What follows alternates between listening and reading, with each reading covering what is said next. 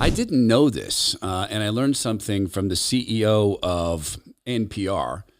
I should say the boss lady. Chief executive officers, well, they work for companies that don't have complete government hookups. And I learned something this past weekend from her. And I went around and checked with some friends in Idaho, and I was wondering why everybody was so tense. I don't know if you've ever seen this with your friends. There's this feeling of tenseness and almost desperation.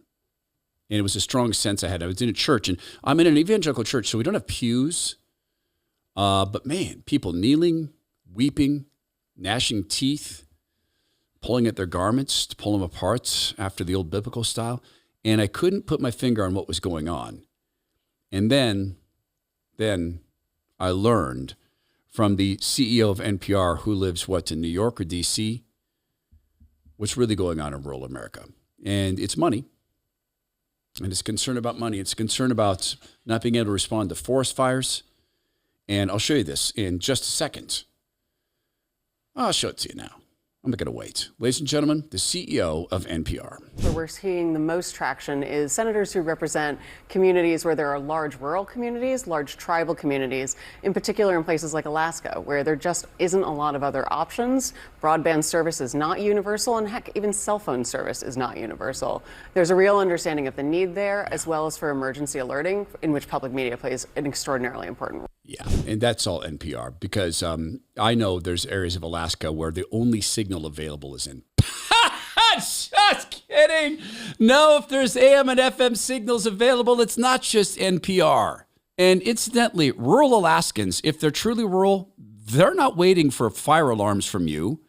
And if they feel an earthquake and they know it's strong, they have their plans made already. Some of them have globes they can get in that legitimately float on top of the water. They've got high places they can go. They've got vehicles lined up to get out. Where we live in the high mountains of free America. There's one official escape point if, God forbid, there's a fire. There are two ancillary escape points. Everybody knows that this gate down the road is a blowout gate. It's shut because it goes through someone's private property. We all know it's an easement. They know they're not allowed to really chain it shut. It's shut for animals and to discourage people from walking around in there. And then there's one up the mountain. That one's harder to get out. You're going to need a good old-fashioned four-wheel drive to get out. But guess what? We planned for that. We live on a mountaintop where we have our own well. We have, in fact, 2 gravity-fed well systems, and our HOA takes care of that. Incidentally, we learn from our neighbors what's going on. If there is a fire, if someone has a fire that looks suspicious, we learn about this. We're not dependent on NPR. In fact, I'll show you in a second from a business perspective how what she says is so incredibly pandering, and it's purposely so, because the people she's trying to convince are not the people who live in rural areas. This is a business play by Catherine Marr, pure business. And look, she has sort of a pseudo business to run, and the clawing back of this federal money makes it more of a business or nonprofit. So maybe she's actually going to use this as an opportunity to do better. But she is not at risk personally. You are.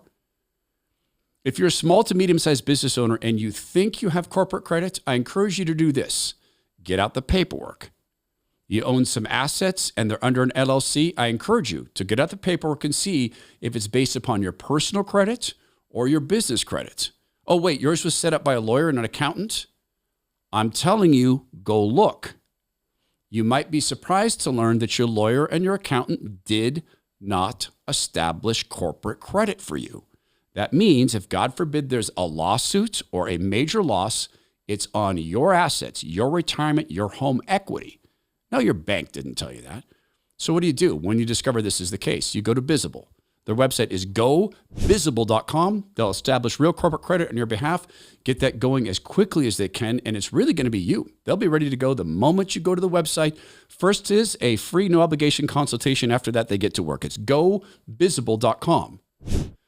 NPR, because of their structure, doesn't report to ratings groups. I mean, people have a general idea of where they do well. It's not the rural areas. It's not. These are the top US 50 radio markets.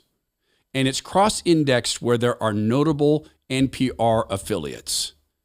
And this goes like this: New York, Los Angeles, Chicago, Dallas, Fort Worth, San Francisco, Houston, Washington, D.C., Philadelphia, Atlanta, Miami, Fort Lauderdale, Boston, Massachusetts, Phoenix, Arizona, Seattle, Washington, Riverside, San Bernardino, Minneapolis, San Diego, Tampa, St. Pete, Denver, Baltimore, St. Louis, Portland.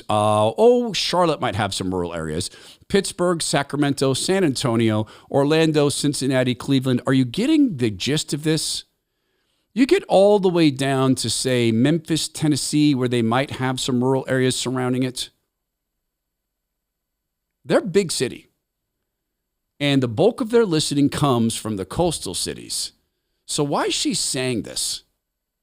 So that she can then come out and say this. Hi, I'm Catherine Marr, CEO of NPR. Congress just voted to eliminate all federal funding for public media. This decision hurts communities across America. It means fewer local reporters covering town councils and state championships. It means fewer stories about local farms, fisheries, businesses, about what's happening in the State House, about musicians and civic leaders who make our communities tick. It means fewer voices reflecting the richness of who we are as a nation, fewer stories about what connects us and brings us closer together. And for millions, especially in rural areas, it means losing access to trusted local news, emergency alerts, and everyday connection. But you can help us keep this vital, vibrant service on air across our nation. For your neighbors, for you, and for millions of Americans. Please, donate now. It's a donation plea. NPR is at a crossroads, no doubt.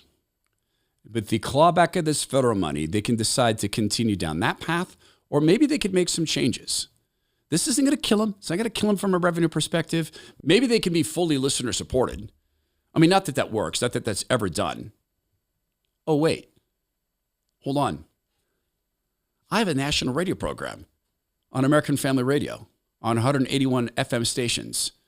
And with some minor exceptions where we have corporate sponsorships, and being a nonprofit, we have to be careful about that. We are about 95% listener supported without one drop of federal money. Interesting. I guess it can be done. Is Catherine Marr willing to do it? Because that would take a certain dose of something called humility. I'm not counting on it.